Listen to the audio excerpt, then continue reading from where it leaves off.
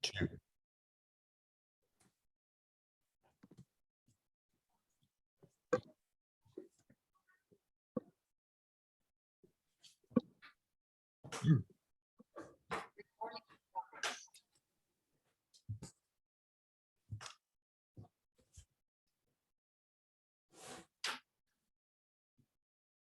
Hello, everyone. We are welcome to see you at the second event organized by Seed Forum Global and IHUB, at which we are going to talk about the ways how to attract an investor, how to speak to him correctly. And we have very cool, very nice speakers today. And Steinar Korsmo, the head of Seed Forum Global, the biggest, probably one of the biggest networks of experts, investors around the world, will introduce and will moderate and lead this event. So Steinar, you are very welcome. The floor is yours. Vadim, thank you so much. And again, welcome to this second charity event organized by Seed Forum Global in cooperation with Seed Forum Ukraine. And this is particularly aiming for those of you who are in Ukraine and as well outside Ukraine in terms of sustaining and building your business to grow. And the event is as well on the specific occasion on the situation we now have in Ukraine, and it is provided as a charity event by Seed Forum Global. And we have a couple of experts with us today as well. I will introduce them a little bit later, but first of all, let's just very shortly say what is Seed Forum. Seed Forum is currently a global organization with activities in more than 50 countries worldwide. And what we mainly have done during the last period of 20 years is to organize investor forums and access to private equity funding for many thousands of entrepreneurs and startups around the world. And these are just some exciting photos from some events that we have done around the world.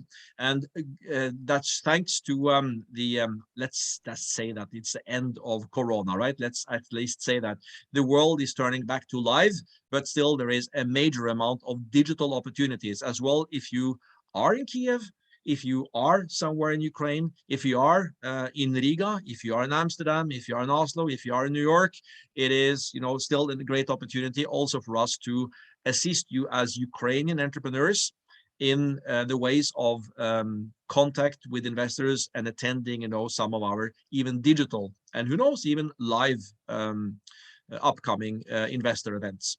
So what we're going to do today is, this was in a way the let's say the initiating of the first event 3 weeks ago about how to build your exciting team to actually success. We had a very good idea that many of you really wanted to understand, really, how is it possible to fund your company, particularly with investors' money, private equity funding. And as well, we all know that the biggest problem in the whole global innovation ecosystem to actually build your startup to grow is access to investors' money, access to private equity funding. So this is actually what this event is all about. So we're going to talk first of all about different ways of funding. We're going to talk about investors' mindset and how do investors think, what's kind of the secret kind of or triggering, investors' interests for you, right? The investor's mindset.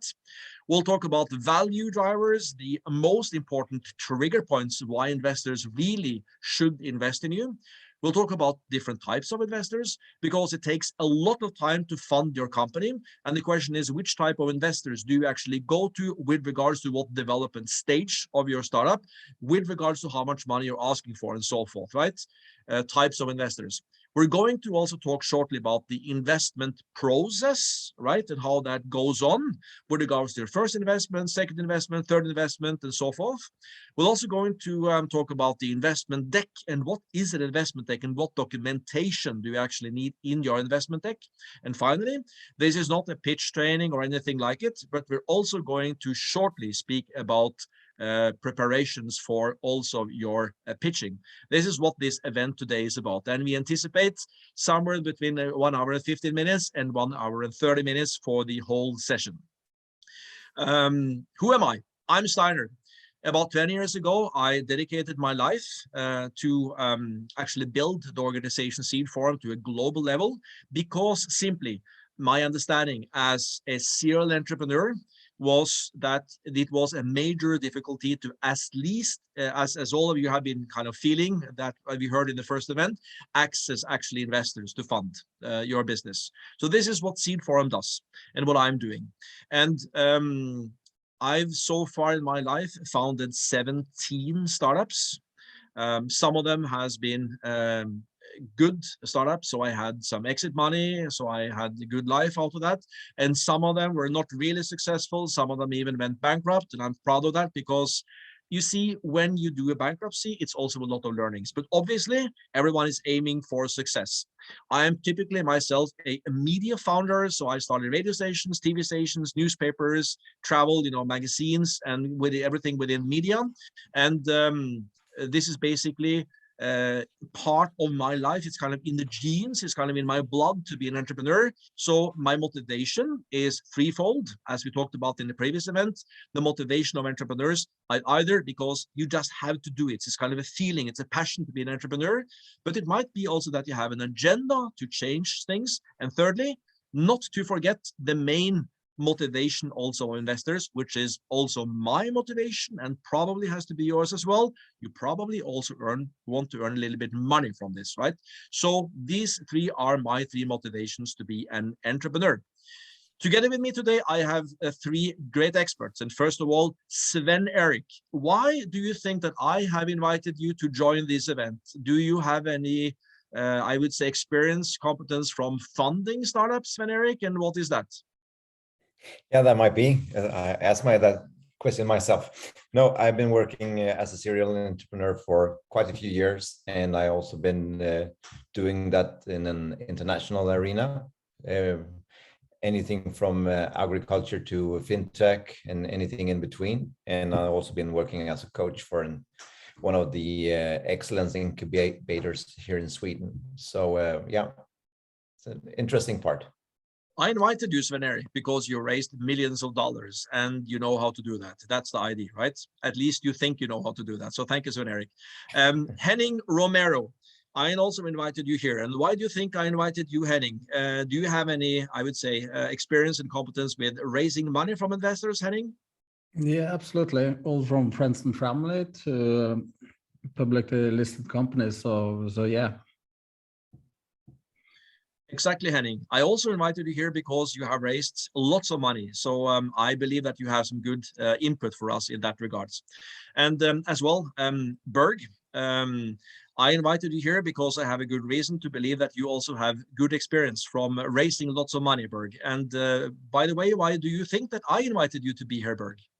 I think you invited me here because I've been raising money for a lot of companies, my own startups and also other startups down the road. And I was lucky to meet you, or unlucky to meet you, in 2002 and being part of your ecosystem since then. So yeah, I'm a born entrepreneur, not only born global, I'm born entrepreneur, and also an angel investor and advisor in projects. And I'm currently working on project raising funding as well.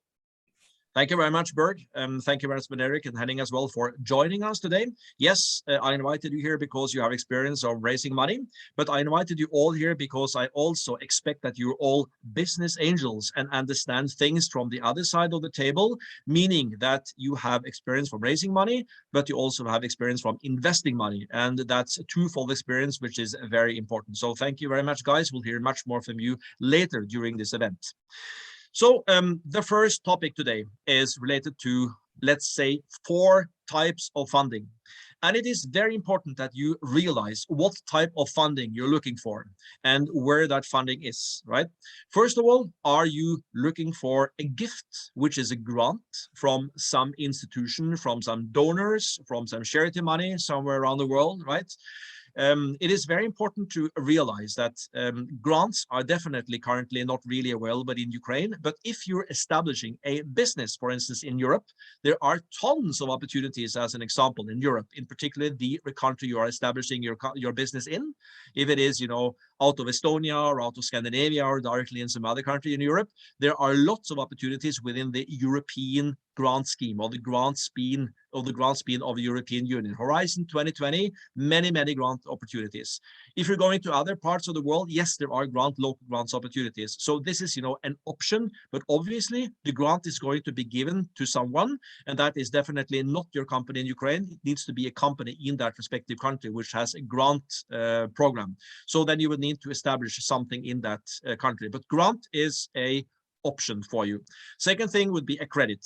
That is not necessarily going to the bank and borrow money. It could be different ways of crowd lending opportunities as well these days.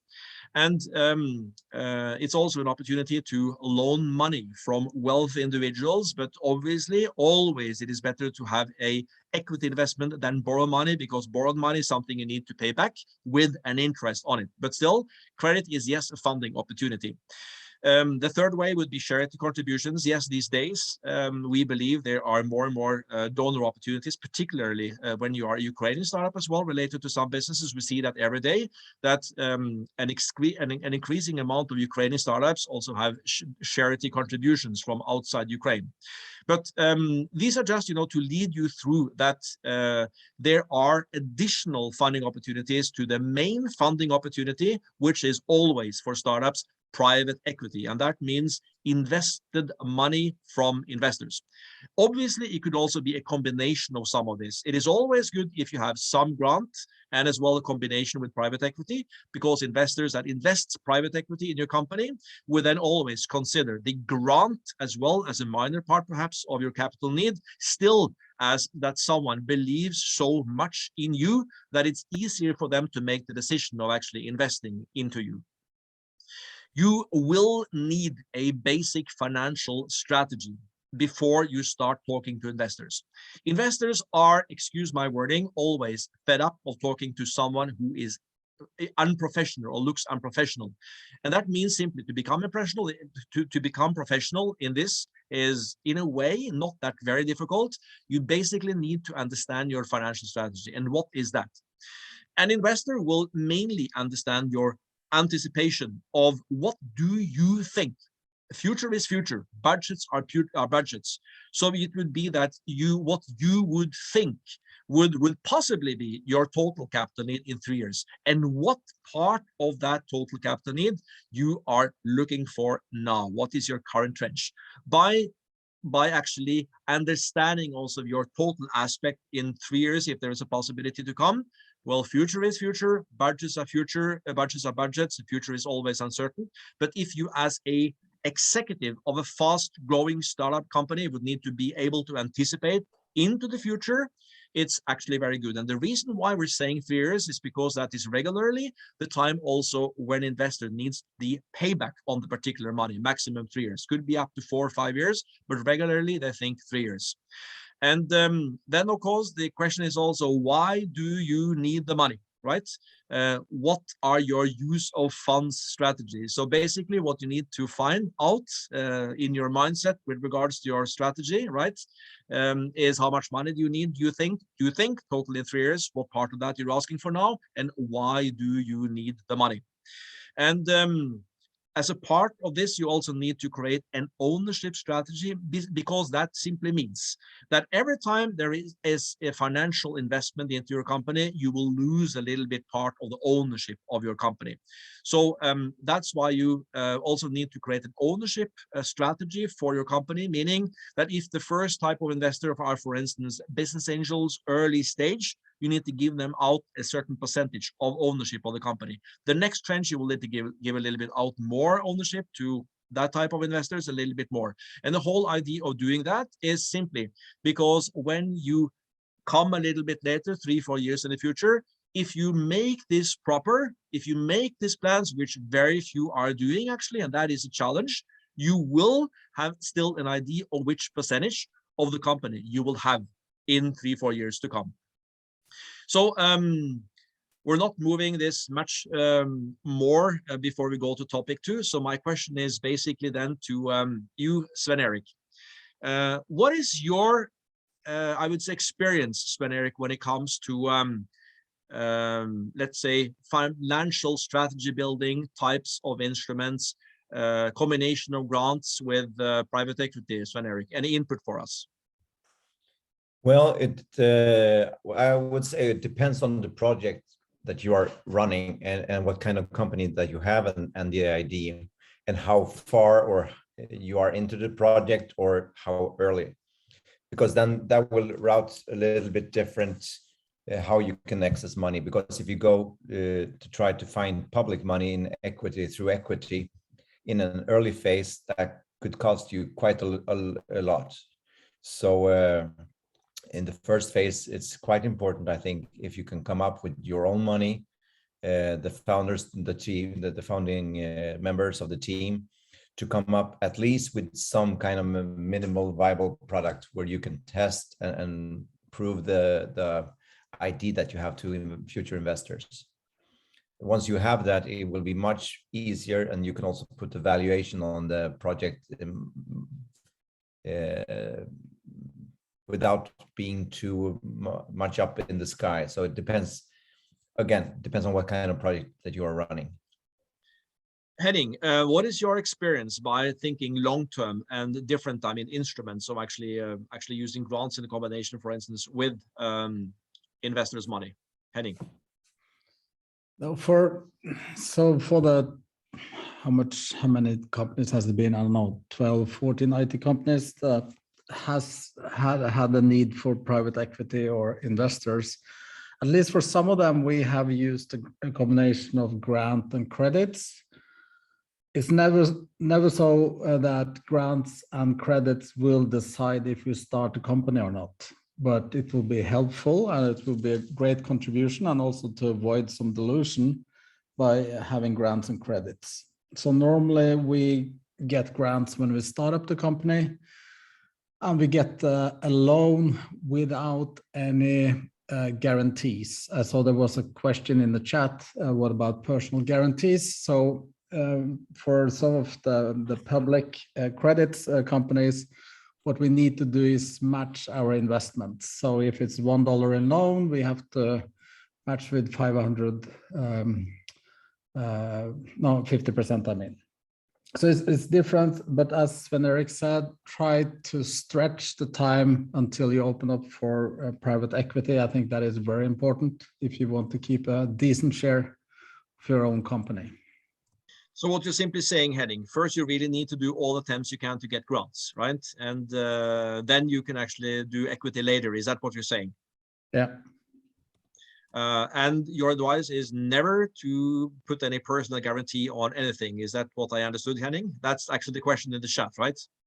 Yeah, so I would strongly recommend not to do so, but that doesn't mean that I doesn't have done it in the earlier days. But for at least for now, I would not do it. But of course, if you own your own company, 80–90%, and you see that you need a bridge for a few months and you have control of the cash flow. So never say never, but in most cases, I wouldn't recommend that. Thank you, Henning. And Berg, what is your, I would say, experience when it comes to long-term thinking, and particularly the combination of using grants first and then equity later? How is that, Berg? I agree what Henning is saying, is that the grants should be like the icing of the cake. It's the bonus, it's the Christmas table thing. You know, you get happy, but you don't stop your endeavor because of that you get no from regarding grants. And also that you should have a long runway. It means raise enough money if you first start raising money, and have a very specific plan, which you should develop together with the investors. That can go all the way down to Series A and B and so on. Because investors, they like to see that you have a long-term goal, also regarding your financial strategy. And in the first round with the family and friends and other people, don't be afraid to ask, but be very open that this can go really wrong. We can lose all our money, and you, Uncle Dave, you lose your pension. So for God's sake, don't put all your money into this project. Be very open about the risk factors in the project.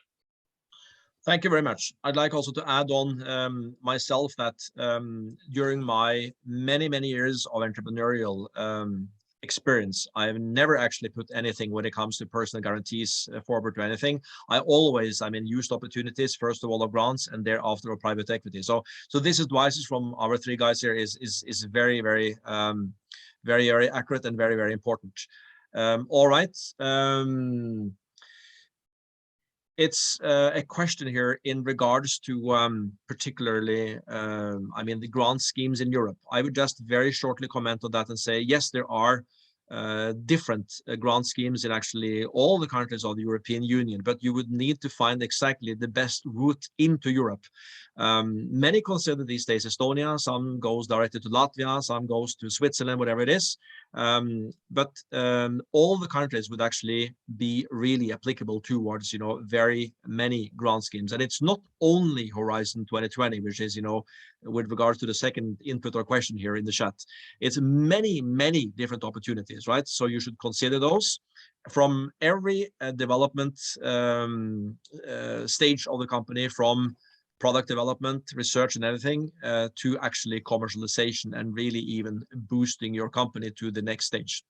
All right, let's move to topic number 2, which is investors' mindset. How are actually investors thinking? And the challenge is very often that we as entrepreneurs really, with the entrepreneurial hat on the head, do not consider really how investors think. And therefore, it's very important from the moment when you do a pitch, right, to understand the order of topics in the pitch to actually hit the investor's mindset. From that, a situation of pitching into the situation when you also negotiate, you network and negotiate with investors to actually get the decision to actually invest. First of all, public speaking is understanding the set of the receiver of the message, meaning that when you, for instance, prepare a pitch, you need to do homework with regards to understanding exactly what do you tell investors about the company. You shouldn't tell everything. You need to explain exactly what is necessary for investors to be triggered enough. What are the topics? What are the trigger points? And of course, you also need to cope this in terms of what are the different, pitch formats. What is very important also is that investors do not, never, ever invest in what they think will be something that does not grow, what is called so-called lifestyle companies. Investors only invest in something they potentially think will grow, right, to something bigger or big. And what is that? Well, regularly investors would consider that everything within technology would be a growth opportunity, even non-technology concept which they would think have a growth potential, right? And again, no lifestyle companies. This is very important that you actually understand and build your company into a growth. And very oftenly, it is your own mindset that is in a way the limitation to growth, right? If you think small, you stay small. If you think big, you actually become big. It's very often your own mindset that is actually the limitation to growth. What are the basic pitch formats in this world when you actually want to move this into a pitch situation? Regularly, the global pitch format of pitching a financial investor pitch is a 5 to 7 minute financial investor pitch, because you simply will need more than 5 minutes to actually get also the whole financial part of the pitch in business. We'll come to that in a moment. You also need to understand what is a 30-second power pitch. That used to be in the old days the so-called elevator pitch. That is actually explaining your business with not more than 15 words, and then follow that by the trigger points why the investor should invest in you. And finally, it's also something called a impact pitch. And the impact always answer the question, how can you wow me, right? These are the basic pitch formats. We'll come to this within the end, also as a final topic of today's event. The investor's mindset is basically very simple. First of all, you need to understand that the investor needs to understand your business concept. If you're solving a major problem, you need to explain what is that problem and that your business concept solves that problem. Then you need to explain your team and why do you think that your team is going to succeed. Investors invest formally in a startup company, right? But they practically invest into you as a team. So they need to understand why does your team is going to succeed. They also then need to understand your go-to-market strategy, right? Who and where are your customers? Meaning which niche are you aiming at in which geography, right? Then you also need to make the investors understand, are you a first mover? If you are a first mover, that's fine. And if you have competitors, you need to explain your competitive edge, right? What are your competitive advantages? Investors there often needs to understand what is unique with regards to your company. And they need to understand what is your acceleration, your speed, your traction, right? Investors also needs to understand, how are you earning money? What do you think are your revenue stream model? Investors are focused on numbers, right? And they need to understand which numbers to crash, because they also always want to crash some numbers. And that's also for them to understand your simplified financials, at least some budget figures. You always need, when you speak to investors, to make them understand what is your ask, right? For instance, a financial investor pitch, you always need to include their ask for money, how much money you're asking for. And you never ask for from $1 to $2 million, whatever. You need to be very accurate exactly on the capital need that you have, right? So there are no misunderstandings regarding that. Investors also needs to understand why you need the money. And finally, investors also needs to understand, at least to some certain extent, how they think that they will get the money back, right? So this is basically the main investor mindset. If this would be for you to evolve, for instance, a financial investor pitch, this is exactly also the topics of order in that particular pitch. What is your business concept? Which problem are you solving? Who is your team and why will you succeed? What's your niche on the market in terms of segments and geography? Are you a first mover, or if you have competitors, what is your competitive edge? Why are you unique? Do you have traction? How do you accelerate, right? And those are the business conceptual topics, followed currently from now on by the financial topics of what investor needs to understand. What is your revenue stream model? What are your, at least some level of financials? How much money you need, if possible, as we already talked about in the previous topic, 3 years into the future, and what part of that you're asking for now. Why do you need the money, and why and how do you think investors is going to get the money back? Investors are always focused on reducing the risk. They always want you to be investor ready at their startups. They always want, in a way, you know, what they think about you as kind of the deal flow investment as to be the highest possible, quality. Investors would also be always interested in syndicate, and what does mean is to, if it is a private individual like a business angel, by the way, the definition of a business angel is a private wealthy individual with access to competence and experience to work together with you and build your company, and also cash to invest in you, right? A unique combination of those 3 elements. That's the definition of a business angel. To find other wealthy individuals to invest together with him. And if it is, also venture funds, they will also find other venture funds to invest together with them. It's also important for investors to syndicate investors. So if you start talking to one investor, it might be that he will drag along other investors on the way as well. So then my question to our experts today is basically, what is your experience, Henning, when it comes actually to investors' main interests, right? Of why are they really investing in, or why did they really invest into your startups? What did you actually focus on when you actually pitched to them, negotiated with them, talked to them, Henning? So based on my experience, it really depends on what level you are inviting investors. So I think basically it starts with, of course, they need to believe in you as a person or your team. And the more experience you have in your team, the higher trust you will gain. And there was a question in the chat that would it be wise to hire someone to make the pitch deck? What I think is important is that the team that represent the business needs to build and present the pitch deck, because this is kind of about your heart and soul. My best experience with inviting investors was inviting professional private equity funds, where they have advisors from our industry that also goes into our board of directors and help us build the company, and they have a clear strategy. So what they say is that they enter a marriage with us and with a defined divorce time. So we work together. That's my best experience with investors from my companies, at least. Berg, what is your most important takeaways from all your, negotiations, pitches, whatever, to investors during the year? What are, your ideas, or what is the most interesting things for investors to know about you? Well, that's a very good question. I think also the trust is number one. You have to come through that you are a team or a founder that the investor both like and trust.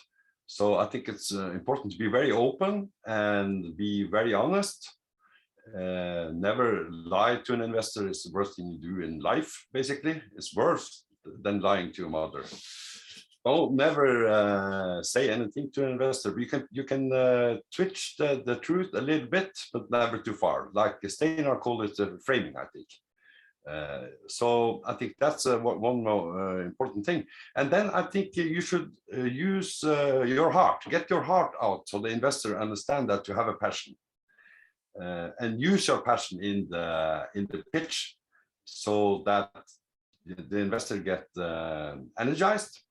And also be open if you have done something bad. For instance, you have had a bankruptcy or whatever, you can be open with that also. But the most important thing is that you show that you are learning and that you never give up. These things is very important for an investor, because basically they invest in you more than investing in the project itself. So be open, get your heart out, and show them your energy. So that means, Berg, that you have shown a lot of passion during the years, right? Because you have been successfully collecting a lot of money. Is that correct? Energy, enthusiasm, passion, right? Absolutely. I think that this is key points in the first meeting, and you can sit down and discuss numbers, of course, but maybe not as the first thing you do. Thank you. Sven Erik, what is your takeaway when it comes to all your, experience during the years of actually raising funds, right? Which you've done many, many times. What is most important to actually communicate, or for the investors to understand from what you present to them, to pitch to them? Yeah, first of all, I think that Henning and Berg's reflections are spot on. On top of that, I like the way that we were very successful when we took in a lot of money, was that we were very, we really thought through what we are going to present. So it's more like creating a story. If you look online today, stories become more and more important. And we were probably a little bit ahead of that in our time when we started out, when we raised a lot of money. So an important story, and that's, as I said last time, it's a piece, it's a part of the puzzle that you need to be able to lay in front of you, where you can present your team, your business idea, how you earn money, and many things. And you need to get it to be so good and get a traction from investors. And maybe it's hard. One of the things that I've seen many startups do wrong is that they go widely at once, and they don't think about how they promote their business and the team. So instead of going widely at once, go very narrow and find some really good people who believe in you, who has a high reputation, and get them maybe on board first. Because if they say to their friends that, okay, this guys or this team has a brilliant idea, and then if they want to become a part of your team, you can promote them as early investors, and they have also most likely a very good network of investors that you can be able to present your ID to in the future as well. So connect with some really good investor first, not just anybody, but someone who can, like in Business Angel with a good name, that will also help a lot in the early stage. Thank you very much, Sven Erik, Henning, and Berg. Just very quick feedback to one question as well in the chat.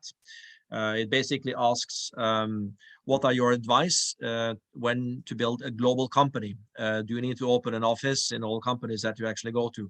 Well, this belongs, first of all, to your traction line and with regards to your go-to-market strategy, right? If you have defined particularly your segments, first of all, at a certain point in your traction, your action or traction or acceleration line, right? To actually go to those particular segments in one particular market, that's actually how you evolve. Well, then the question is, when do you go global, and what is that? My own experience and opinion about, I mean, what is a global thing and how do you do that, you know, as fast as possible in a traction line, is that you need possibly to define what is your biggest market in the world. For most, that is fortunately or unfortunately still the US, but it could be, you know, parts of Europe, it could be China, it could be other countries as well. Even, you know, if you are in some, you know, new stuff with regards to things, it could even be, you know, some very emerging markets in Africa, right? But for most, fortunately or unfortunately, still the US. My point of saying that is that, well, you can actually look at your own market close to you as kind of a test market for your minimum viable product, for your MVP, whatever. But to actually, the whole point, if you go from Ukraine, then you go Poland, you go Germany, you go UK, you go Scandinavia, and then you end up in the US, right? If that might be the biggest market in the world, right? As an example, just thought example. That simply means that before you're in the US, it might be someone else who actually took your position in the market, in the same, in the biggest market for you in the world, which is the US. If you would see if there is success, why don't you just go straight to the biggest market in the world and not only kind of detouring around the world before you get there? Because if you're able to conquer at least a niche or niches or a bigger part of the biggest market in the world for your products and services, then probably the rest of the world will fall for your feet after that. You know, that's, you know, the thinking. But most, they travel Poland, Germany, Scandinavia, UK, and then go to the US, not straight into the biggest market in the world. That's very, very important to think when you do actually think born global. Do you agree with me in that, Berg? Yes, of course, I do. We use the same strategy many times, basically. And I remember one stunt we did was that we traveled all over Europe and we got over 20 letter of intents with potential customers. And then we went back and then we started to talk to the investors locally. And they were, of course, very impressed, and we were able to get some funding. So, Thank you. Yeah, absolutely. Thank you. Henning, there is another question here, or more like input / question in the chat. But Henning, let me ask you in this regards to this particular input / question. If you would be able to, let's say, brand your company according to one of the big, I would say, waves of the world right now, for instance, green, you know, space technology, whatever like that, would that be helpful also in the terms of funding, Henning? Yeah, so we see that what we call green shares or green funding focused investors or private equity has been in the market for a while. Of course, there is also, you cannot say that something is green and you buy some CO2 quotes because that's greenwashing. But if you are a true green company, which either enhance the lifetime of the products, opens new channels for refurbished products, repair or enhance value of products, that will be one sector where you also can achieve a higher multiple based on your results. So one of the companies I'm involved in has been in the regular IT industry where we had between 8 to 10 EBITDA multiple when we were doing fundings. And we are seeing the last year that we've been between 16 and 18 on this company, which still works with IT hardware, but it prolongs the life cycle, and it's a true sustainable or circular technology company as we see it. Thank you, Henning. Before we continue, there is also a question/comment in the chat from Igor. And the question is more particular with regards to a particular business.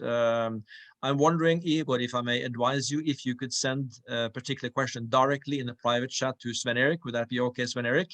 Because it's a little bit difficult to go into particular industries as we do it now, right? But maybe Sven Erik then would be able to help you out in the private chat during the event. Would that be okay, Sven Erik and Igor? Sure. Thank you very much. Okay, then we continue.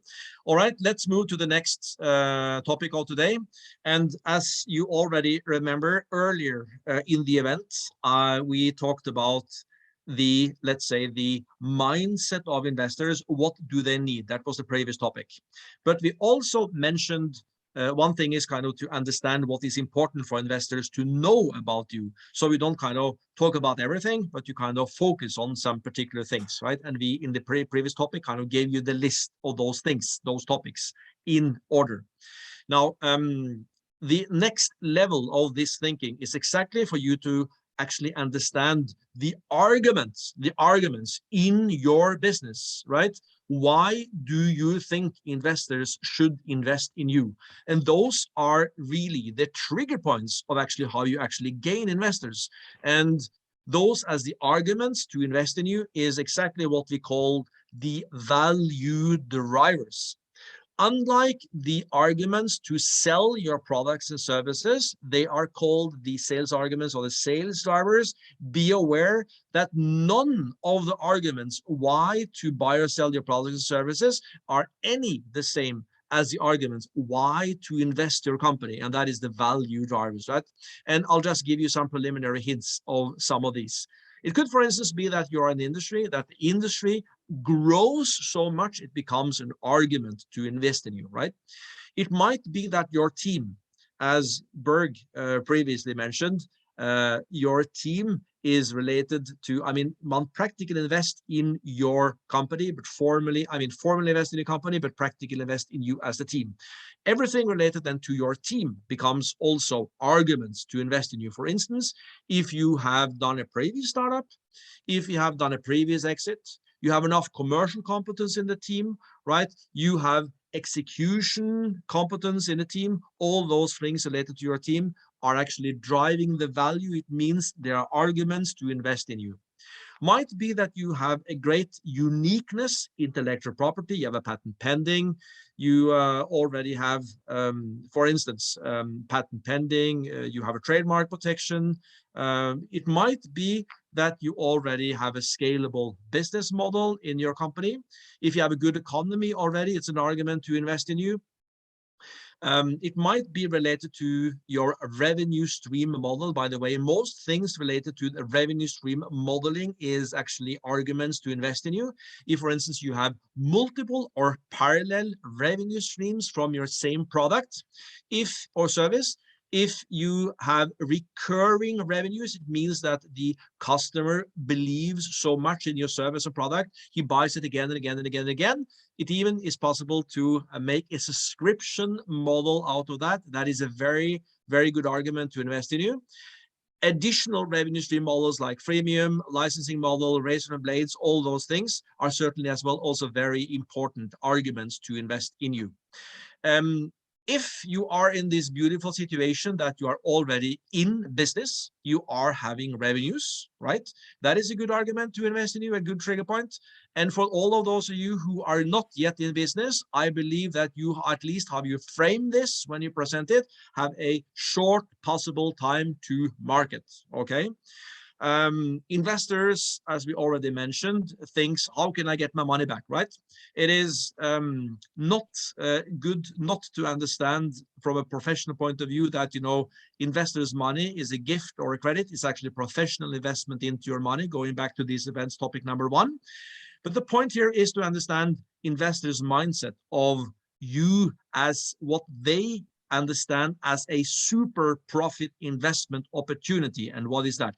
A super profit investment opportunity is if investors think that they will have their earnings, the investment back, right? Shorter period than 3 years and more than 5-folding the money. So as an example, if you want an investment of $100,000 and they think that they can have at least $500,000 back or more, you're becoming a super profit investment opportunity. All of these are just trigger points for you to think, what is it with my startup, with my business that can actually, when I access investors, can actually be arguments for me to tell them and what they should understand or why they should invest into my company. And then my question is again back to you, and let's start, if I may ask you, Berg, what do you think are the most important arguments for investors to invest in a company? You have this experience, I believe, from negotiating with many of them. Well, what can I say about that? It all depends on the situation, on the company, basically. Or you can end up in very interesting situations with investors, and many of them have 1,000 questions. Other are more or less like all in from the start, when they actually have met you from the first time they meet you. So it all depends. Yeah, that's how I would see it. Henning, what are your experiences with what investors would like to hear or understand when it comes to arguments why they should invest in you, Henning? What would be the most important, perhaps even arguments on the list I just showed? I mean, why should they invest?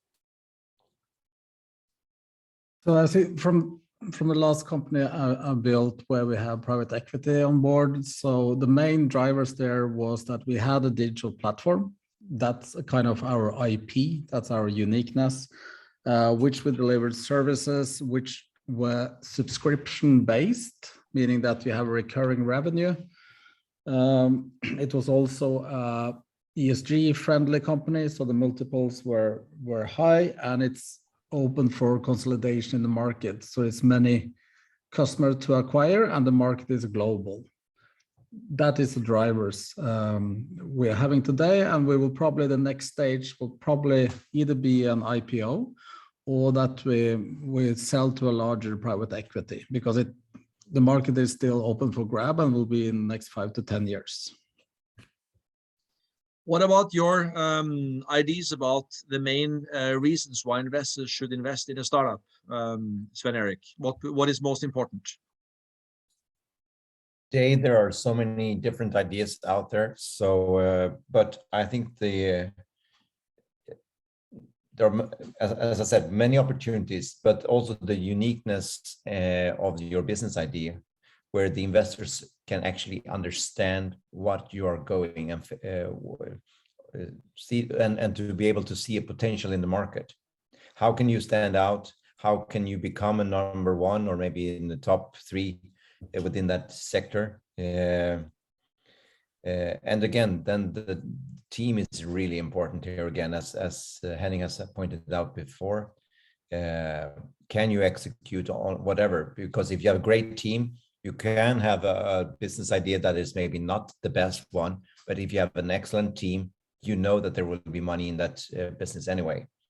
If you have a poor team and a great idea, it's most likely not going to happen anyway. So find right people, and also to convince them that you have the capability to execute is really important. Could you, all 3 experts, please read the current question in the chat, which is from Anya. And let's answer your question, Anya, after the next topic, because you all 3 need to read this question with regards to valuation and accelerators, and think carefully about that during my next introduction to the next topic. And Anya will come back to your question in just a couple of minutes. Okay.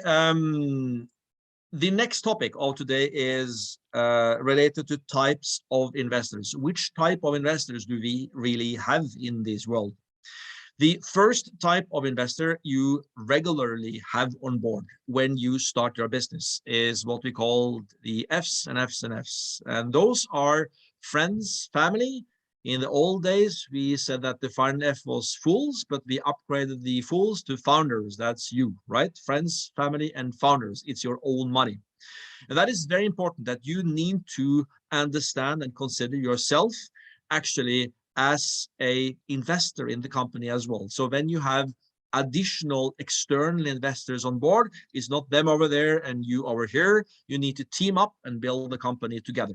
So yes, it's correct that you are entrepreneur, you're building the business, but you also have to wear the hat as an investor on board. If not, those times, if you do not consider yourself, are those times where things go wrong, right? You need to interface your motivation with the other investors.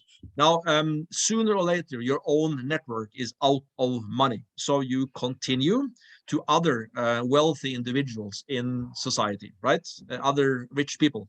And one type of those would be so-called business angels. I already said that the definition of a business angel is a wealthy individual, could be senior corporate, could be a previous serial entrepreneur as a startupper who actually is reinvesting exit money. And that particular business angel is then providing experience, competence, and as well, who knows, even cash in the future, right? But investment is ours, you know, in spending, it's experience, and it's also money invested into you. In the previous event about building your team, we talked about how to also involve investors and particularly business angels into your team or advisory board, how you do that. So on one hand side, we have private wealthy individuals. On the private investors, on the other side, we have structured capital.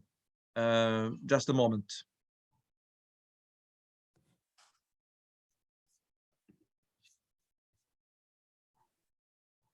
On the other side, we have the so-called structured capital.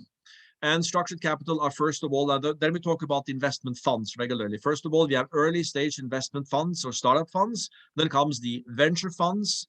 Then we have something called corporate venture, which is a situation where a huge industry mastodont have actually, you know, set aside a small percentage of its balance sheet to invest in higher risk guys and girls like you, right?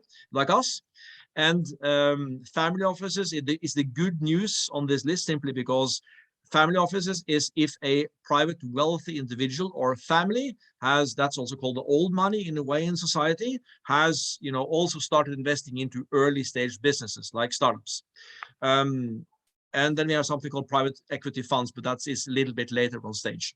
So the question is then simply, with regards to this type of investors, which type of investor do you really involve, right? And present to and ask for money at what development stage of your startup. Also bear in mind that the decision-making process is quite different, because a private wealthy individual invests his or her own money, whereof an investment manager of a structured venture fund or investment fund invests other people's money, those investors who invested into the fund. So the investment process becomes a little bit different. We'll talk about that later today. But this is very important in terms of also understanding, particularly how you move forward in terms of positioning yourself as a born global company. Now, let's see. The situation is that, for instance, as an example, right?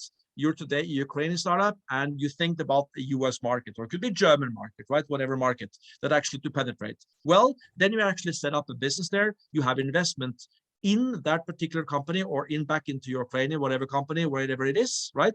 And that investor, I can assure you, will open all his network opportunities in that particular market, even if it is US, Germany, wherever it is, in a way almost free of charge, because she wants to protect her investment.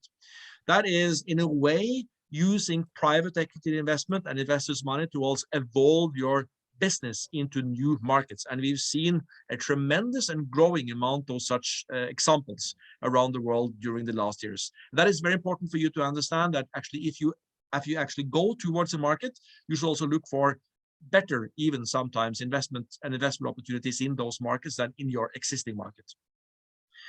I'm sure that you all have seen this curve. This is the funding lifetime of a startup company, and it's called the seed gap. I rather call it the, bloodbath of the startup industry. And it's the same for all of you, all of us. It all depends how deep it goes, depending on how much money or how much funding you need related to starting your business, okay? You may, when you look at the different types of investors related to this particular curve, see that the first type of investor you always involve with are regularly early stage business, is first of all your own money. Then you stretch beyond that to other wealth individuals in society, like business angels. And then after you do your market launch, regularly comes the so-called structured capital, like the seed funds, venture funds, corporate venture, all those things. And almost when you get to being accumulated cash positive and things are looking really good, then regularly comes the venture capital industry. Now, this is a very general approach, but it takes so much time and efforts to raise money. It takes so much time and efforts to raise money. So you must consider your time wisely, which investors you are talking to at what development stage of your business. So what I'm simply showing you here is that if you really are, really early stage, it is regularly not too much used to knock the doors of venture funds. You will be accepted. You will have a nice cup of coffee by that particular venture fund, but they're not really interested in investing you now. They're looking for future investment opportunities and to follow actually investment opportunities in the market. But if you are an exception, you are really the next big thing. It might be that you are thinking that you're a better big thing than perhaps investors, who knows? But then who knows, even some later stage structured funds may invest early stage, but that's the only exception to this. So bear this in mind when you now emphasize making your financial strategy to think about which type of investor you are involving and what development stage of your company. Your mindset is you need money. Your mindset as a startupper is, well, you probably need funding as well to access new markets. We talked about that as a board global thinking, right? And you probably also need investor readiness competence to be professional enough.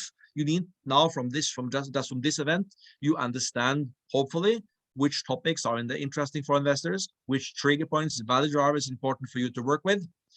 But the most important thing for you to have investors on board is, first of all, to think big enough, because it is, as I said earlier, your mindset that actually reflects that you are building a growth company. So my question then to you, let's start off, if I may ask you, Henning, what are your best experiences with what type of investors? And I believe most participants here are early stage. What would be your advice and whom to talk to and what to talk to them about at the current stage, if this is early stage business we're talking to here, Henning? Yeah, I think if you manage to get hold of investor that has either experience with your industry or at least an industry that you can benefit from, which kind of can do initial investment, maybe with options for several investments, and can work along and help you build the company to the next stage where you can either go for acquiring other companies or other investors. I think that will be again, depending on which person you are. If you have that knowledge yourself, of course, then you need to look for other investors. But as a new founder, that's at least one of the good direction you could go. Sven Erik, what is your view with regards to how to actually spend the time most wisely early stage of getting funded? It's actually to be networking in an early stage, because you know that you will have to get money and you need to build your network and just become friends and talk to people, and maybe short pitches that you have something really cool coming up and you want to get back to them a little bit later on, and to build interest and not explain everything that you're doing at that particular time, but make sure that you can book a meeting, sit down where there's no other people around. But Sven Erik, in the real world, we are just now as a following question, if I may, right? Some of these guys are in Kiev. Investors are not traveling, unfortunately, to Kiev these days, right? Some are in Lviv, some are in Riga, right? Some are in Amsterdam, right? As we probably know, right? So the question is, I mean, what do you do then? I mean, what about, you know, the digital level of this, right?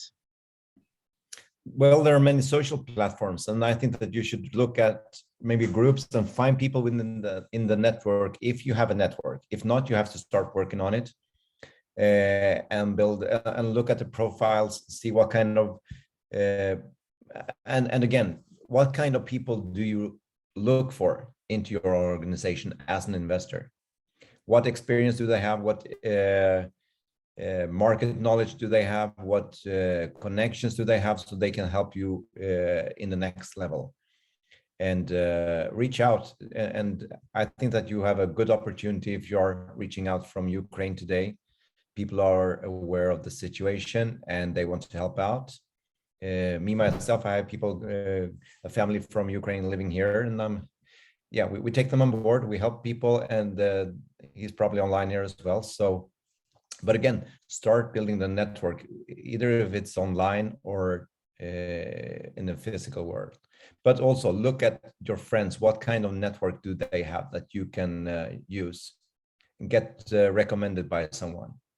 It's easier because a cold call is not so easy to do sometimes. So try to build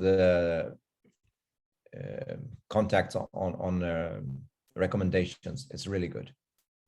Thank you. Berg, what is your experience of type of investors, early stage? And if you were one of our friends here now, right, what would you do early stage to get funded? Well, based on the situation you are describing, I would say use LinkedIn. LinkedIn can be a fantastic tool, attracting investors. I remember we had an event in Palo Alto once, and the local organizer got 25 participants, and we fixed the rest using LinkedIn. So we had like 50 people in the audience, and we fixed half of them before we ever been in Palo Alto. This was the first trip there. So I think it's possible. Use LinkedIn, use Facebook, use all your social channels.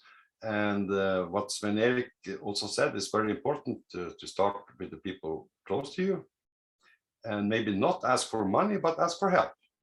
Say that you have something fantastic. You think it's fantastic, but you're not sure. Can you please have a meeting with me so I can discuss this with you? I really need some help here. Could be a very good approach. And if a guy comes into a meeting, you know him a little bit, maybe somebody in your family know him, they have that could be a good starting point. And if they think what you're doing is very interesting, maybe they say, okay, I want to learn more about this. This is very cool. I want to go forward on this. So that can be the type of reaction. If you ask for money as a first stage, could be something that people don't like, basically. So try that approach. Thank you, Berg. Henning, I'd like to ask you with regards to a question we now have in the chat. And it's an interesting question, actually. Is there any correlation between how much you have invested yourself and how much you actually ask external investors for? Like, for instance, you know, the example here in the chat says, you know, if you already invested, you know, the amount similar to 80,000 K, whatever currency, and the same you ask for something, I mean, from investors. How do you do that? Isn't this setting related to your ownership plan? How much you plan, which percentage to give out to, or what's your ideas about this, Henning, if I may ask you? I think if it matters, then it will be in a very, very early friends and family stage, at least.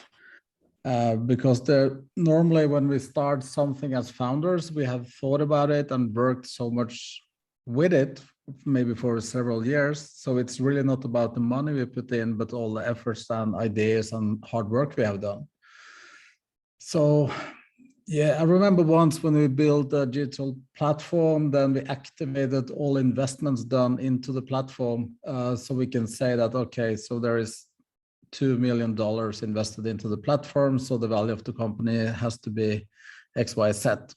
I don't really feel that it works in that way anymore. So So only exception as I see it would be in a very, very early friends and family stage with kind of amateur investors, which is not negative, but it's not professional investors. And just to tap into the question you asked before, how can we meet investors? I would also like to talk give a recommendation on the crowdfunding platform like Indiegogo and those. I haven't so much experience with that myself, but I think that could also be valid for some of the companies representing in this call. That's a good input as well, Henning. Let me just, if I may add on to what you just said, say that, well, yes, there are great opportunities of crowdfunding platforms today. One type is actually equity platforms, as you just mentioned, right? One other one is crowd lending platforms, right? For instance, in Scandinavia, Northern Europe, there are lots of crowd lending opportunities these days, which are actually accessible for Ukrainian startups as well. Then you have, pre-sales platforms for products, right? MVP financing platforms, for instance, like Kickstarter and other types of those platforms. And then you have charity platforms, right? So it is different types of crowdfunding platforms. What you are most obviously looking for when you look for investors' money are the equity platforms, which are many around these days. And that leads us exactly also into another question, which is actually raised from Alexander. And Alexander asks, and let me ask you that question, Sven-Erik. Is it really possible to invest in a Ukrainian startup, that means in Ukraine these days, right, without knowing what will happen to these countries? Sven-Erik, with, the hand on your heart, would you actually invest in Ukraine these days? I think that there are so many brilliant people in Ukraine, and what's going on is the Russians. We don't maybe not need to go into that, but I think that there are many brilliant people today that are a little bit tied up, and they have really good ideas, and depends where the business idea works on. If it's a local, maybe it's a little bit different today, but if it's something that you can scale internationally, definitely really spot on. And it could be local as well, but it will probably take a little bit longer time until everything has been settled. But if you want to have a good idea that can go internationally, yes, definitely yes. Alexander, let me just say the following as an add-on to what Sven-Erik just said, that, the challenge that we have seen, for instance, in Ukraine during the last years or many prior years, is that in many ways, you as a Ukrainian startup, you're not really a Ukrainian startup because you're registered in Delaware or somewhere out in Estonia, somewhere abroad, and then you have a branch actually in Ukraine somewhere actually that actually makes you run things out of Ukraine oftenly, right? This is not really what actually is supporting, in a way, the Ukrainian economy. And it also depends certainly on the company law situation, how efficiently, how fast it takes. I mean, what are the days and number of days to set up, a startup in Ukraine, all these things, related to tax regime and etc. These days, obviously, are very, very difficult. And this is, unfortunately, also the days when there are lots of new opportunities for startups, fortunately or unfortunately. And I would also definitely these days, particularly because of the situation, also, look at the opportunities also to, establish your business, in neighboring countries. Estonia is a good opportunity for Europe, other opportunities around the world as well. But at the moment,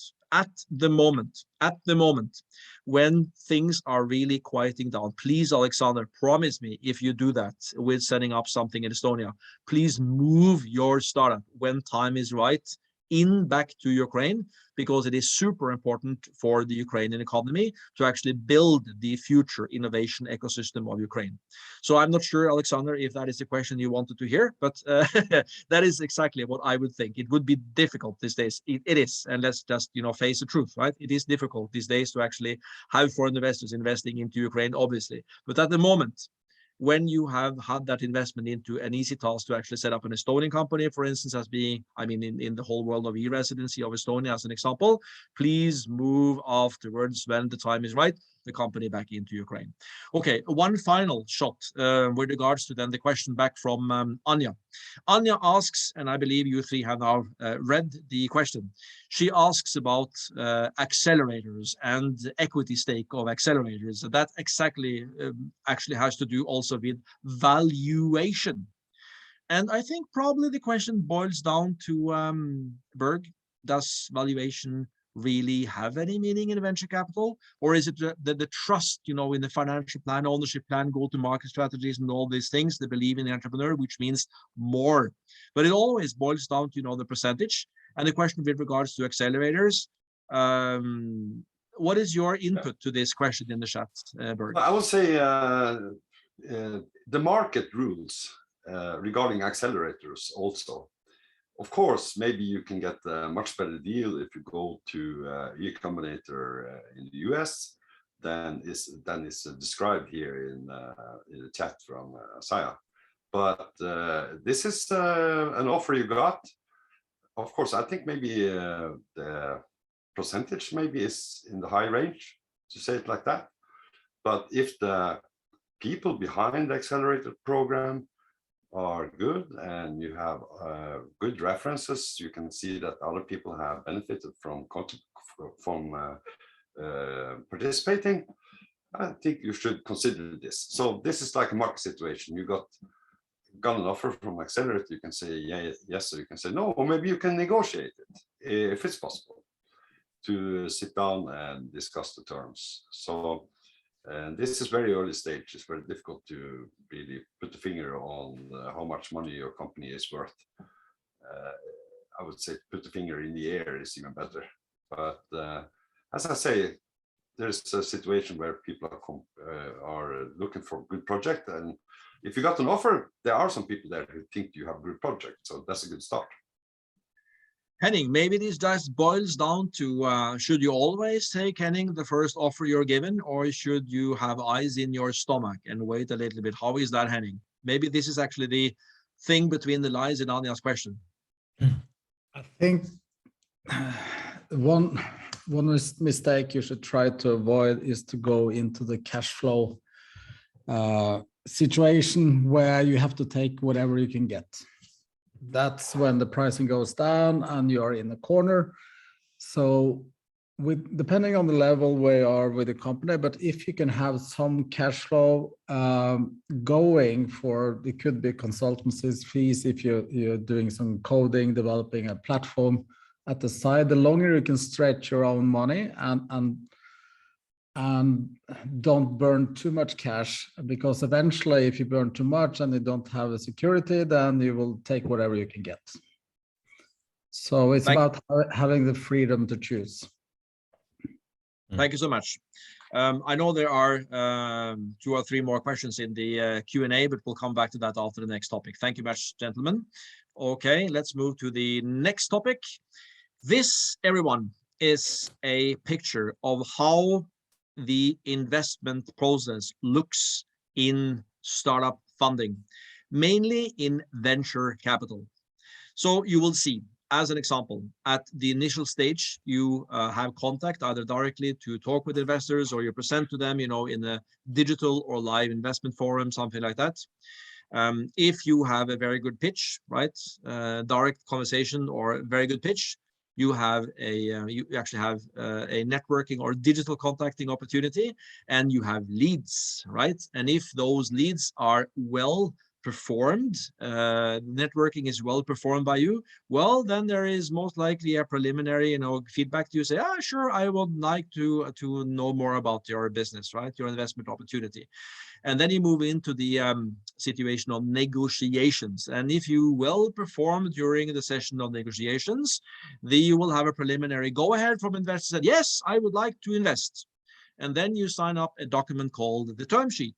The term sheet is exactly what it's called. It's a sheet, right, with terms on it for the investment.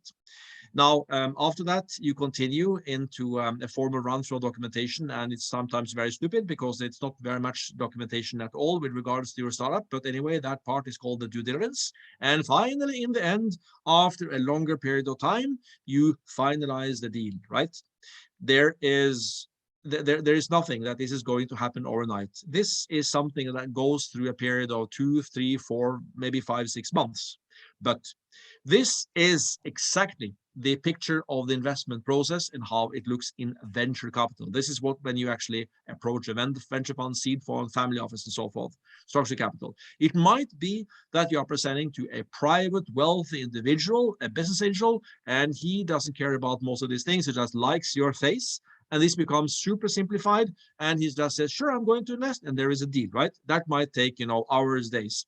So what you need to do is to understand what is the complete, investment process in, venture capital, and praise yourself if you actually approach investors that actually are much easier in their approach related to this. So this is a complex way to look at it. It might be much easier than this. I'm just showing you this to actually have your understanding of the full picture. There are several ways of getting to investors. First of all, direct talks to investors. The challenge very often is that the guy behind the door in his office is difficult to access. The door is locked. So how to get through that door into an investor's office is with the help of someone that knows the guy inside the door.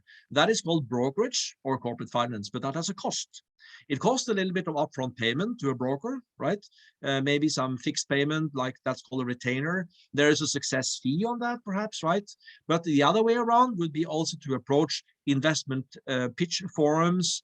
In other ways around, there are tons of them these days, on digitally and also live. For instance, our organization is running many digital live investor forums these days, many different places in the world. And we also, after COVID, back with live forums, different places around the world. So that is an option, right?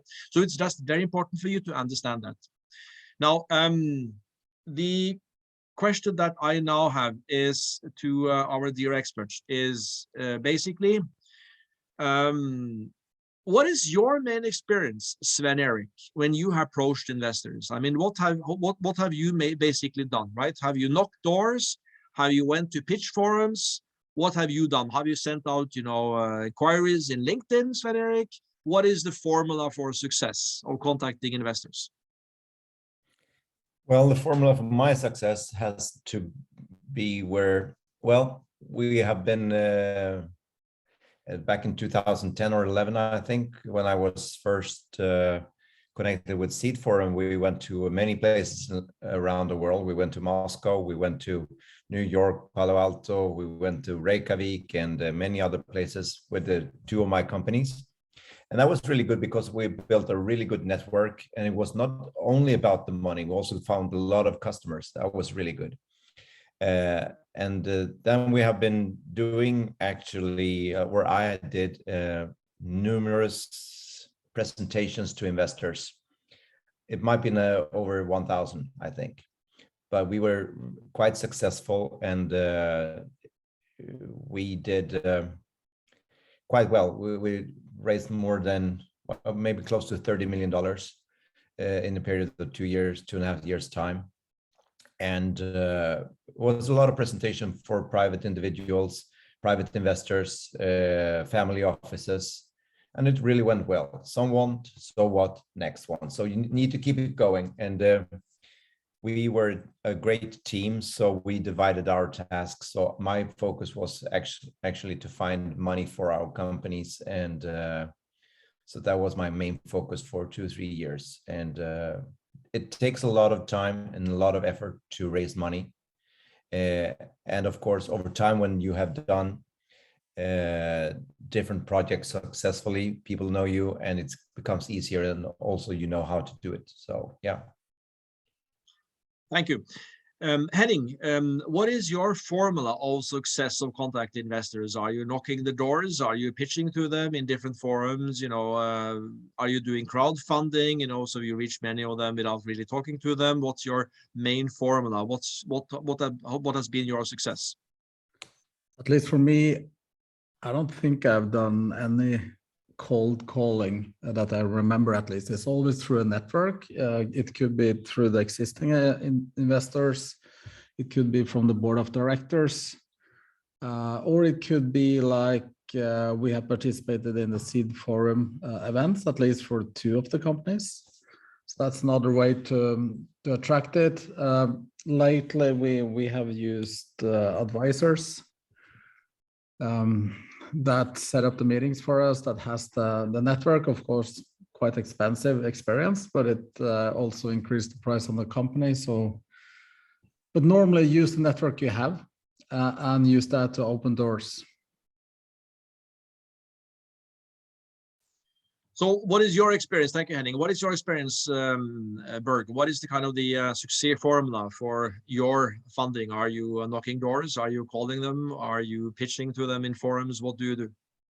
Yeah, I use all techniques getting hold of investors.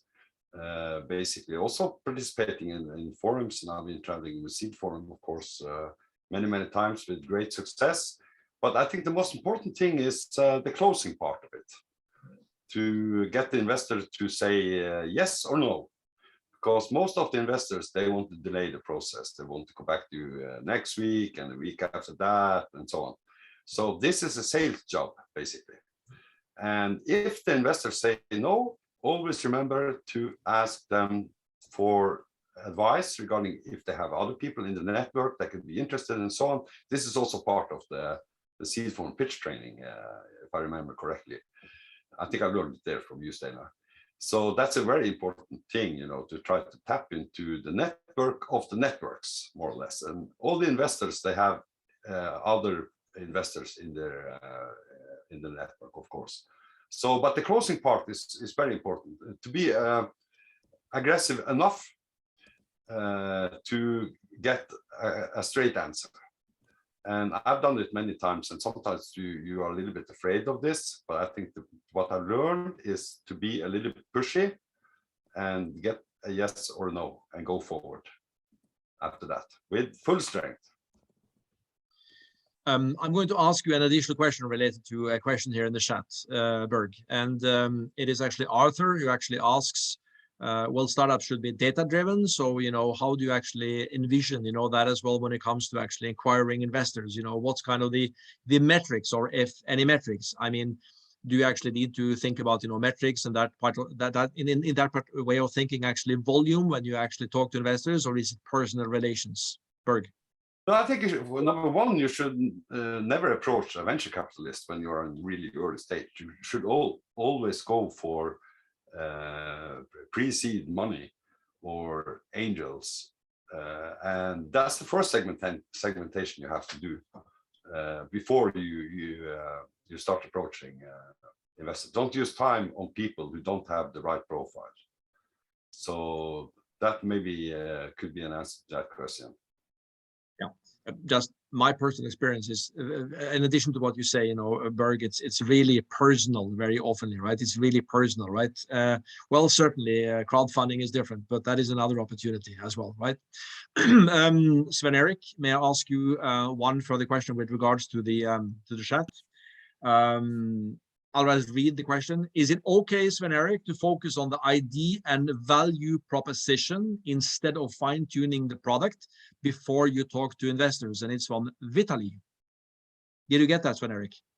Yeah, definitely, because a product, and especially IT and so forth, will never be ready. So if you wait for that, you will be waiting forever.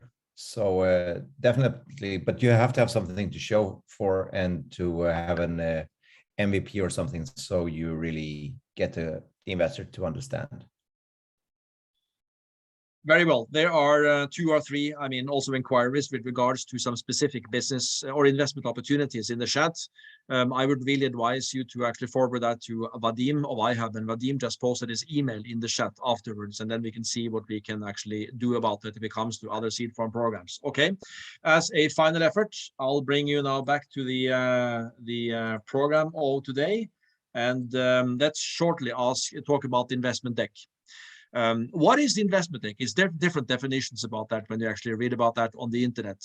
The regular approach is in the investment deck. You definitely need your back pitch presentation, right? That actually supports your verbal speech during the pitch. You need definitely perhaps a more specific pitch, you know, deck than you actually are using, which is then behind it, because that's a very simplified version.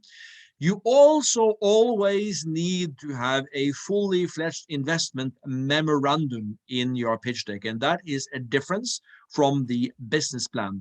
Because the difference between a business plan and investment memorandum, it very often follows the same context, except some of those financial things, which is in the investment memorandum. So the advice is never to actually send a business plan to investors. You need to evolve that document also to the level of being an investment memorandum. And you also need, it's always good that as many as possible, all those agreements related to the investment, the term sheet, all the other things, drafts of those could also be a part of investment deck, because if those documents are coming up as proposals from investors, it's always much more time to negotiate away from them into what you think it should be than if you came up with the proposals and actually gave those proposals to investors. And the internet are full of opportunities for you to actually work around those things. Okay, so what is your advice when it comes to actually spending time and efforts when it comes to evolving the pitch deck, Henning? Do you always work a lot with getting this documentation in business, or before you actually start talking to investors, or how is that, Henning? I guess there's quite a few people who is part of this call who was also part of the last one, and then with that previous one we talked about having a business plan, a business model. Go think as a big company, go through all the roles a company needs to have, even if you're just one person or 5 persons. I think the same goes with investors. Build a professional prospect or information memorandum like a professional large company would do. Then it's much easier to take the information you need to have a to the point pitch. So that is my feedback on that. Always think big and pretend that you're a large company. Then it's easier to make it to the point pitch, and you're prepared for many questions that you didn't see coming. Sven Erik, what is your main advice when it comes to evolving the pitch deck? The first time it's quite hard, but again, I have to recommend Seed Forum. It's an excellent training opportunity to take part of Seed Forum in the future for you guys if you can and have the possibility. But you need to practice and train over and over again sometimes, and you will maybe test this on a couple of investors and see what works out, and go back and make changes until you get the feedback that you want from the investors. If you don't get an investment, you probably done something wrong. Find out what it was and go back and remake and do it again. Never give up. And Berg, what is your advice when it comes to the pitch deck? Yeah, I would say that this is an evolving process. It's not finished until you got the money. Then you put it in the drawer and start running for the market, basically. But what I recommend is that you are developing it as you go. Don't spend half a year writing on your deck before starting to talk to people.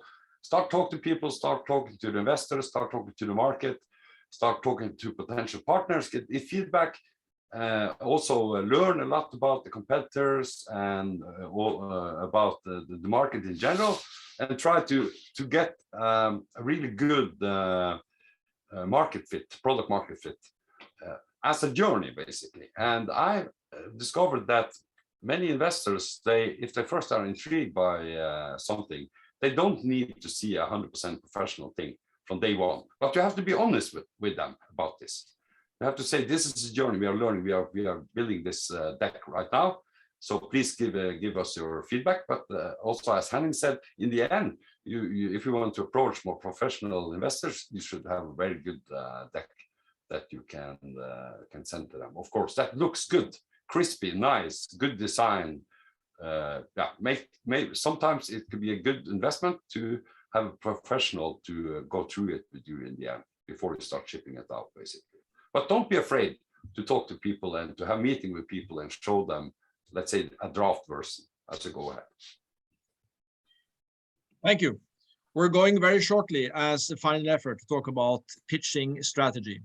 And pitching strategy is basically to prepare, first of all, your financial investor pitch, your power pitch, and your impact pitch as we started from the beginning of this event. This is the tension curve of a up to, let's say, 7-minute full-fledged investor pitch. Regularly, if you do an end-to-end pitch, you take the floor, and the action from the investor audience, oh, it's not another one, right? And they go down to Google and you lose attention, and somehow you get attention back in the end because, oh, they're looking for the next. This is almost always what happens with on-trend pitches. What we want you to do is the other tension curve, which you keep the tension all through the pitch. And the way you do that is exactly from where we started in topic 1 and 2 of this event, to understand the order of the topics with investors, simply to hit their mindsets. And thereafter is exactly to understand which are the main arguments to invest in you, and you pull those into the pitch as trigger points of keeping also the tension from the audience. It is very important to also understand when you pitch to investors about framing. Framing is actually putting words in a different way, so you get it as a better understanding from the audience or the guys and girls you're pitching to. For instance, you may say, we're currently about starting development though, and you rather say we're, or you should instead have said, you know, we're, it's going to happen in the future. What I'm saying is that framing, you always need to do that in current stage, because investors never invest in things that happens tomorrow. They invest in something that happens now. Hyping is always a use of buzzwords. Are you the next paradigm shift, next level, 3.0, 4.0 revolution, reform, or your industry, or whatever it is, right? You need to actually understand, you know, the level and show your big thinking, and you can actually use buzzwords and hyping it up. But don't hype too much, because if you hype too much, then you are sooner or later starting lying, and that's not good, right? So hyping is okay to a certain extent. When you talk, present whatever to investors, we talked about that earlier. It's really about enthusiasm and energy, creating, you know, the wow factor. What is it actually you are involved in? Exactly the order of topics, as we showed earlier, and then exactly the trigger points that we also showed earlier as the value drivers. Not too much involving you in digital pitching. But these days, you know, one thing is when you do particularly things live, in digital pitching is always important also to keep, you know, the eyes on the web camera, no hands in the face, underline points with arms and fingers as I do now, right? As you would do live if this was a live exercise. Don't move too much around, and good breathing, right? What I'm saying is, if this is a live pitch or if it is a digital pitch, you need to train it. And when you train it in front of the camera, the web camera, or in front, and you record it and you look at it afterwards, or you do it in front of your mirror at home, it is always related to preparations. And this hits exactly back to what we said. Investors don't really want to involve and talk and network with guys and girls who are not ready for it. It comes, you know, really with preparations. So then the final round today is actually, you've done a lot of pitches around the whole world, Sven Erik. What is your main advice to our participants today when it comes to preparations for actually making the best pitch in the world? Yeah, well, what should that be? To do the best. It's about training. Get in front of investors, and you will fail, but you will have to learn, and it's a tough school sometimes, and never give up. As I said before, never give up, because it's the learning curve. If you've never done it before, if you even if you have been into sales, this is selling your team, your company, part of your company, and your idea to investors. So it's a little bit different than just selling a product, because you also need to, as an owner, you need to show your heart, as Henning said, and also Berg, I think. So your heart has to be in it. If your heart is not there, it will show. You will have difficult time to raise money. So you have to be present. You have to know your company. You have to know the numbers, and what kind of market you are going for, and to have a plan. It doesn't have to be in detail, but yeah, do the work. over and over again until it works. So the final question we actually have in the chat today is actually, and it is actually from Marta. How can you explain how to do a good pitch? Well, we just did that, you know, as part of this topic. But Henning, what's your advice to Marta? How shall she make a good pitch, or as I pronounce it, the best pitch in the world? Henning. Train, get feedback. Read inspiring pitches from others. Find your own style, keep it short, but it's all about, if you want to be really good in something, it's about training and feedbacks. And then Berg, what is your final input today when it comes to making the best pitch, investor pitch in the world? Yeah, in the world, yeah. Well, that's a very interesting question. But of course, you have to have a lot of energy on that stage. And what you're showing people should be professional. There should not be too much information on the screen behind you or in the deck you're using as an illustration for your talk. And I think you should try to make people understand how you will impact, how you're going to change the world big time. And you have to also make the investor trust you. And there are different techniques regarding getting trust. I think the most important thing could be maybe to smile a little bit, to look like a real person, not like a robot, try to sell a product, try to get loose a little bit, be a little loose on stage, not totally static, basically, and never look back on the presentation. You should try to focus on the people in the audience. If you are doing a live event, which I think Steinar is planning to do many times also in the future. So I think that could be my sum up basically on this topic. Well, thank you very much to our panelists. There are 2 or 3 questions more, I know, in the chat and in the Q&A. I'll just say, for instance, you know, back to Arthur is actually asking the question with regards to the funding process and how to actually organize that. That's what we said earlier in the event today, Arthur. It takes a lot of time and efforts to actually raise money. And what you need to do is actually to make a plan for this, right? And the question then comes to your capitalization strategy, your financial strategy. How much money do you need 3 years into the future?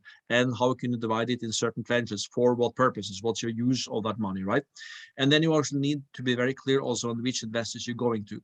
Very few make that plan. But that plan is so important, Arthur, to actually comply with when it comes actually to making a success.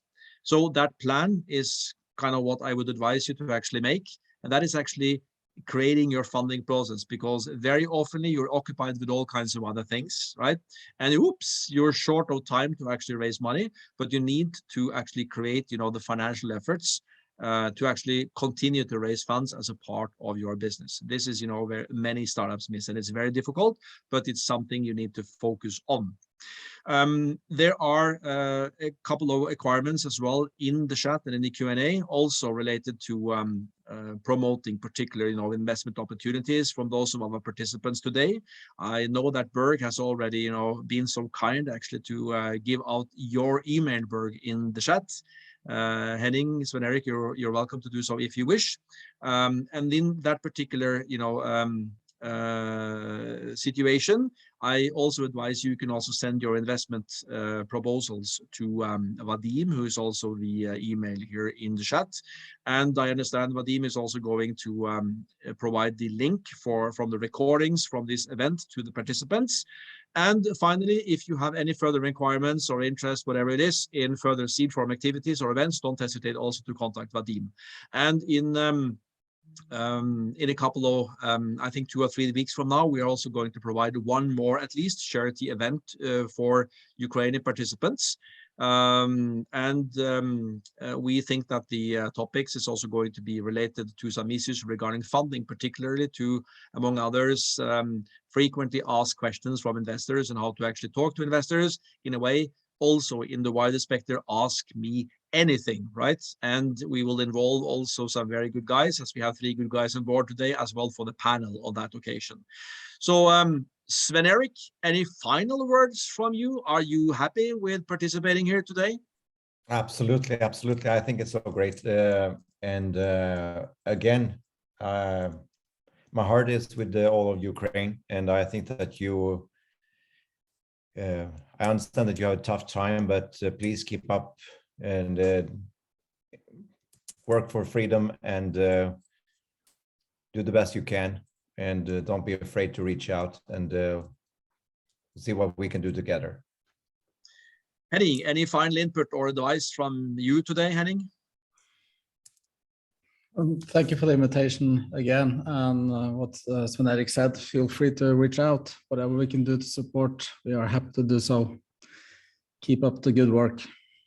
Yeah. Thank you. Berg, any final input or advice from you, Berg? That's the same. I can also contribute if you want to just send me questions or information on by mail or contact me on LinkedIn, and God bless basically. And let's hope that this craziness is over very soon. And thank you to all participants for joining. Thank you so much. And Vadim, thank you as well on behalf of Seed Forum Ukraine for organizing this. And Vadim, any final words from you before we end the show, Vadim? Yeah, thank you guys. Thank you so much for doing this event. It was amazing, very, very useful. I'm very glad to see all of you are sharing your knowledge. I think if we will do more such events, it will be much useful, because now we actually need to digitalize our economy. And it should be priority for us.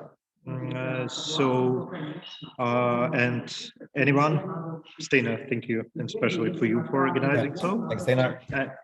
And if anyone wants to contact in any way, I'm always open. I have sent my LinkedIn, email, so feel free to contact us, and I have. Berg, Henning, Sven Erik, Vadim, and all others, thank you very much for joining into the event. And I believe that we might see many of you in 2 or 3 weeks' time for the next charity event. So thank you, everybody. And I wish you good luck with your continuous funding of your startup and boosting your business to a, who knows, even global success. So thank you very much, and have a wonderful afternoon. Thank you so much.